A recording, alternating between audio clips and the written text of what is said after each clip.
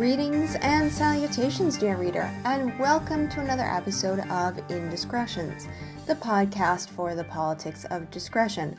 As always, I am your host, Katherine Emily, and today I want to talk about a word that gets thrown around a lot in political discourse without any regard for what it actually means. And that word is democracy. And there's a lot of talk nowadays about democracy being undermined or in jeopardy, or we need to do something to defend democracy against the excesses of the Trump administration. And when people, never mind elected officials, say that, I just want to pick up my copy of the Federalist Papers and box them about the ears with it, because this country is not a democracy. And a quick perusal of any of our founding documents will make that very evident. Now, democracy, at least when it's spoken of in the vernacular, is generally associated with freedom and equality and a lot of the values that have very positive connotations in our lexicon. And, these are the ideas that you have rights, you have a right to have your voice heard by politicians, the idea that government is there to serve you, the idea of by the people, for the people, all that sort of thing. But procedural democracy doesn't actually guarantee any of those things. Democracy in practice has very little regard for the individual, and the way that we need to talk about rights is in terms of the individual, because that's the entity that holds rights. But procedural democracies care about the individual only as a component of the majority. It's a very collectivist approach to government. The actual autonomy of individuals isn't really that respected in procedural democracies. What matters is the individual as an entity who contributes to the size of a majority by holding the same view as everyone else who's in that majority. Agency isn't really that big a component, except in the regard that one particular opinion being shared broadly cements the majority. And political power hinges on the size of that majority. The bigger the majority, the greater the hold-on power, the more influence you have over government, the stronger the mandate you have. And plurality is therefore not really valued by procedural democracy, because power comes from the heft of the biggest group. So there's not a lot of respect for competing systems of belief or dissenting ideas. These tend to undermine the power of a majority.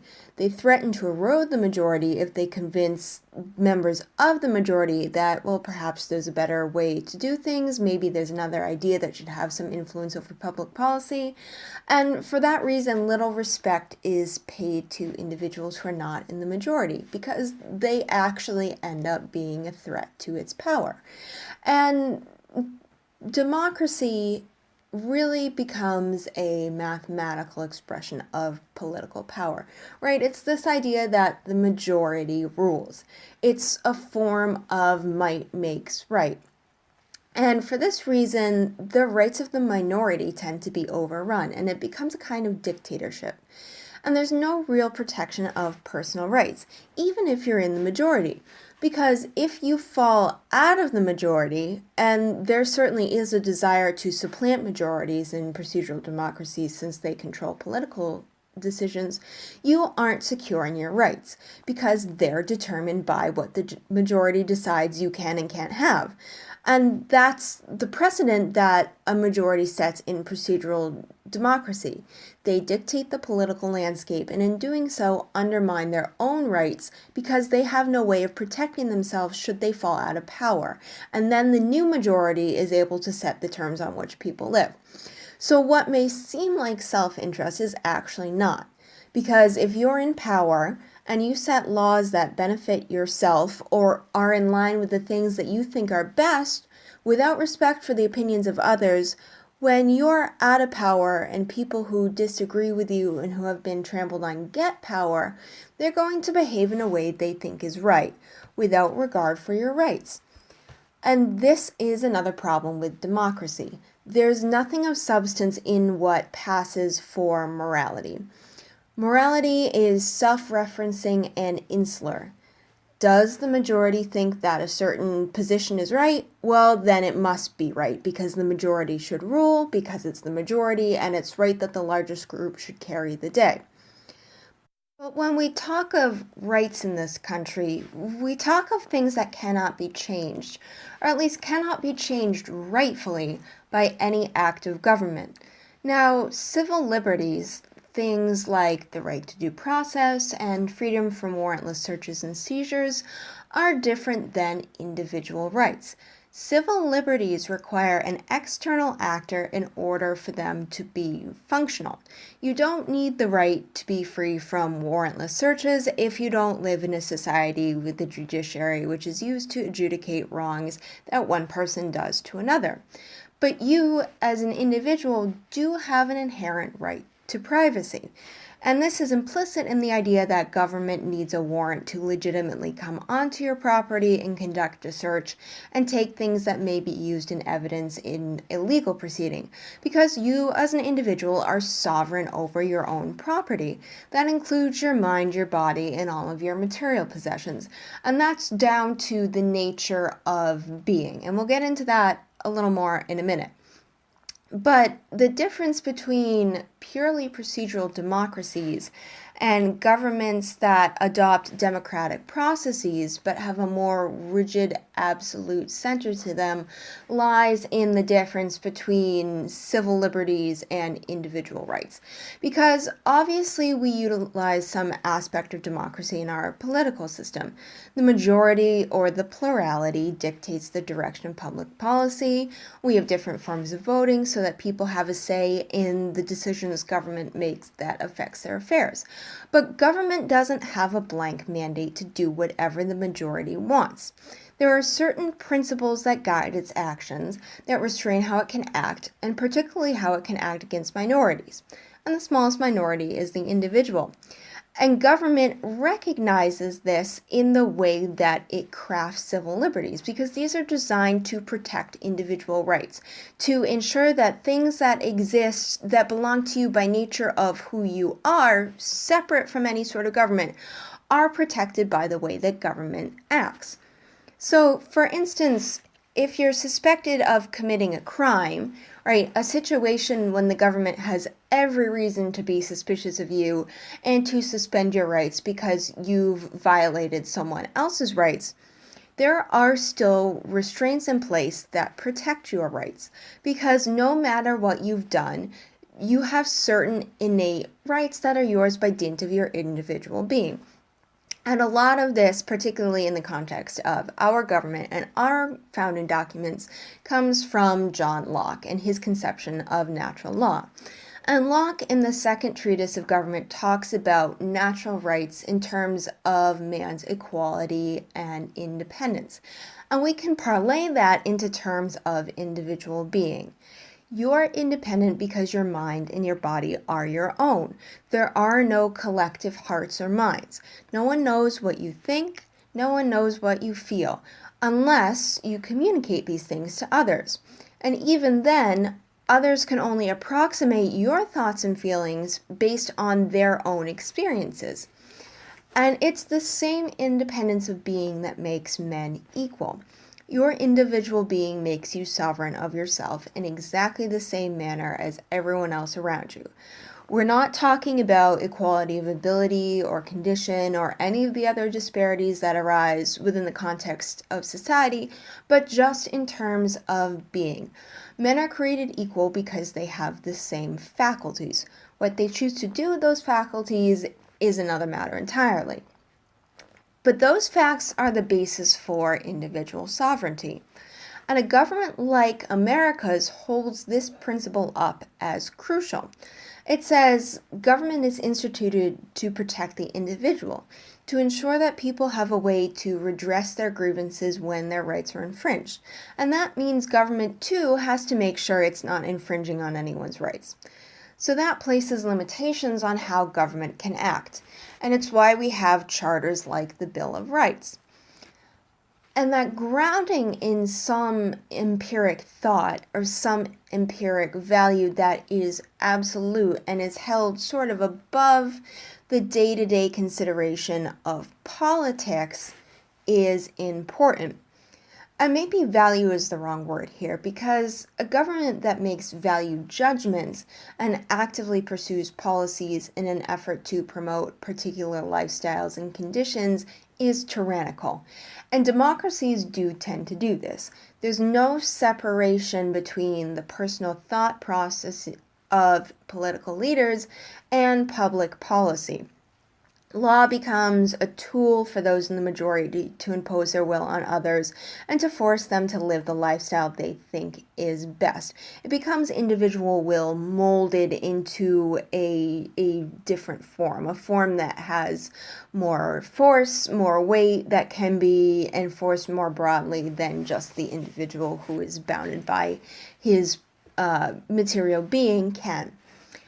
But value, in the sense that America has a government that is at least foundationally grounded in value, is a little different, because the values here are neutral. It's not some sort of theological idea or an attempt to socially engineer society. It's recognizing the inherent values of natural law, of the basic facts of life which mold what kind of a being the human is. And it's a desire to protect that. And by doing so, government takes a step back and creates space for individuals to freely exercise their judgment and make decisions for themselves, in accordance with that independence that is each individual's simply by nature of his or her being. And this is really encapsulated in the Federalist Papers. In Federalist 10, James Madison emphasizes 2 points of difference between a democracy, which the U.S. is not, and a republic, which is what the U.S. is. So let me just read this passage, and it's a little long, but bear with me because it makes some pretty cogent and important points. So Madison says, "A pure democracy, by which I mean a society consisting of a small number of citizens who assemble and administer the government in person, can admit no cure for the mischiefs of faction. A common passion or interest will, in almost every case, be felt by a majority of the whole. A communication and concert result from the form of government itself, and there is nothing to check the inducements to sacrifice the weaker party or an obnoxious individual. Hence it is that such democracies have ever been spectacles of turbulence and contention, have ever been found incompatible with personal security or the rights of property, and have in general been as short in their lives as they have been violent in their deaths. Theoretic politicians, who have patronized this species of government, have erroneously supposed that by reducing mankind to a perfect equality in their political rights, they would, at the same time, be perfectly equalized and assimilated in their possessions, their opinions, and their passions. A republic, by which I mean a government in which the scheme of representation takes place, opens a different prospect, and promises the cure for which we are seeking. Let us examine the point in which it varies from pure democracy, and we shall comprehend both the nature of the cure and the efficacy which it must derive from the union. The 2 great points of difference between a democracy and a republic are, first, the delegation of the government, in the latter, to a small number of citizens elected by the rest. Secondly, the greater number of citizens and the greater sphere of country over which the latter may be extended. The effect of the first difference is, on the one hand, to refine and enlarge the public views, by passing them through the medium of a chosen body of citizens, whose wisdom may best discern the true interest of their country, and whose patriotism and love of justice will be least likely to sacrifice it to temporary or partial considerations. Under such a regulation, it may well happen that the public voice, pronounced by the representatives of the people, will be more consonant to the public good than if pronounced by the people themselves, convened for the purpose. On the other hand, the effect may be inverted. Men of factious tempers, of local prejudices, or of sinister design may, by intrigue, by corruption, or by other means, first obtain the suffrages and then betray the interests of the people." End of quote. So, let's address that last point of Madison's, his concern that men will allow their interests and their judgment to corrupt them. Because obviously this is happening. We can see that Congress is pretty ineffectual. They don't work the way that they're supposed to. The executive branch doesn't work the way that they're supposed to. The balance of powers is completely upset. And you can pin some of this down to political party perhaps, but you can also pin it down to members of Congress who are not concerned primarily with legislating. And so obviously we have this corrupting effect that he's talking about, but perhaps not quite in the way that he's talking about. Because it's not so much that politicians have betrayed the interests of the people, but they have chosen to uphold certain causes of certain factions within the populace and bend public policy to specific ends out of a desire to win a certain constituency. This is identity politics, the tying of the welfare of a particular group to the success of a political party, so that when the party to whom you're allied is in power, you're taken care of, and when they're not in power, somebody else is taken care of and not you, which is an incentive to vote for that particular political party. And this, in some ways, well, is a form of slavery in an ideological sense, but it also replicates the problems of democracy, because now we're back to talking about majorities and minorities, and those who are in the majority taking care of their own without any regard for how the rest of the populace is affected, either in terms of people in the minority having their rights violated, or in terms of people in the minority having their tax money taken and put to uses that they either don't agree with or benefit from. And we can be slightly less cynical and still see how the same effect operates, because there are also politicians who are legitimately desirous of doing good, of improving people's lives and using government services to help those who can't necessarily help themselves, sometimes through no fault of their own. But they too, by acting in a manner that does this, betray the interests of the people, because they are marrying their ideas and their judgments to law and forcing it upon others, which takes away from individuals the ability to decide for themselves how to live, and it also infringes on natural rights. In all of these cases, anytime government is used to help a particular interest group, it sets a dangerous precedent, because it does not respect the restraint that Republican government is meant to have. And the party that's in power, the party that expands government's mandate in an effort to secure some end they deem meritorious, will eventually lose their influence, will fall out of power.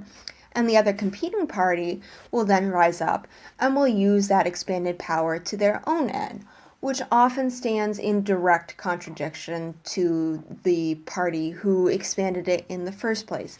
And that's when you start to get the politics of doom and apocalypse and fear-mongering about the future of quote-unquote democracy, because there's this idea that the political good is bound up in the good of a particular party. And not just in the good of a particular party, because we're not really talking about party platforms here and the foundational values of parties, but their access to power, their ability to control the organs of power at the highest level. And we can see this in the way that the filibuster has been eroded in the Senate in regards to the confirmation process for executive nominees.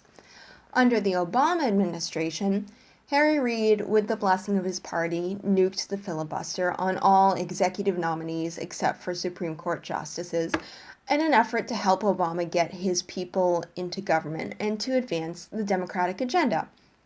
And obviously Democrats think they're doing the right thing for the people with their policy preferences, so they didn't have an issue with this. But then 2016 happened, and Donald Trump was elected, and Senate Republicans nuked the judicial filibuster, just continuing a precedent set by Democrats in an effort to get Trump's appointees through faster. All right, so same behavior as when Democrats did it under Obama, but opposing political ends, obviously because of polarization between Republicans and Democrats. And Democrats, after this was done, screamed and yelled about the corruption of government and the erosion of democratic checks and balances. And they are, in a certain sense, right about this, although the Senate can set its own behavioral rules, so it's not really a constitutional issue. But they were right to bemoan the sacrificing of long-term processes which are in place to check government for the sake of quick political points. Just as Republicans were right to warn Democrats under Obama not to expand the power of the Senate in terms of making it easier to get nominees approved faster, because someday the right wing would have control and would do things Democrats didn't like. And there's no consistency here. The positions of the parties have flipped 180 degrees depending on whether they're in the majority or the minority. Attitudes and morality clearly hinge depending upon one's relationship to power. And that's not good for individual rights, because there's no central principle that looks to the long term and says, well, what kind of precedent is this setting? How might this be used in 50 years? It's an in-the-moment pragmatism that is totally obsessed only with itself and what can be gained in the short term. And it's very evocative of procedural democracy, which has a very back and forth shift that only leads to ever-growing government power. And it's that sort of thing our federal government is designed to prevent. And the violent shifts in attitude and in the goals of a party regarding whether they're in the majority or the minority, and the inconsistency of that, is something that is also characteristic of democracies, and it creates instability in government and leads to the democratic death that Madison was talking about in that excerpt from Federalist 10. And again, that's why republicanism has this much more staunch central set of rules, these, systems of checks and balances, so that no one branch of government can too far get outside of its purview, can seize too much power, and upset the balance of powers. There's this idea that government needs to be stable because, again, we need to look at long-term views of government prosperity, if we can even talk about government prosperity. But there's a certain strain of thinking that says that the prosperity of the people is tied to having a government that is stable and is consistent in the long term, because so long as you have that, you can have thriving economies, you can have political freedom, and basically the reality which you live in. You are not worried from day to day that you're going to wake up tomorrow and there's going to be massive inflation, that there's going to be rioting in the streets. And when you are secure in those things, then you're better able to prosper. And the problem with that, I think, is it puts too much emphasis on government as a provider of conditions and ties individual prosperity to the conditions that government creates. And that is, again, not really that compatible with individual rights and the idea that it is individuals who retain the ability to make decisions for themselves about where their interest lies, and to be proactive governors of their own affairs, and to be able to succeed or fail on their own efforts. But government generally needs to have some sort of stability if you are to have freedom, because, again, part of the reason that democracy is so incompatible with freedom is because of its turbulence. The idea that from day to day you don't know who's in the majority, and because the majority is able to dictate what the rights of people are, the way that you can behave, you can have drastic shifts in the way that the polity is able to behave, in the relationship to government, in the freedoms that they have. And it's for that reason that we're not a democracy. And that distinction is very important. And that is really the point I want to get across today. And it can sound a little bit like you're nitpicking when you say, well, we're not a democracy, because we do use democratic elements in our government. But there is a really important distinction there. And it's important that we start thinking in those terms if we're going to have an informed populace, a populace that is actually able to exercise those rights that individuals within the polity have. All right, so that's a lot to chew on for today. Go forth and correctly use the term democracy and do not attribute it to our government. As always, for the Politics of Discretion, I am Katherine Emily. Please connect with us on social media. We are the Politics of Discretion on Facebook, Twitter, Instagram, and YouTube. And as always, happy musings.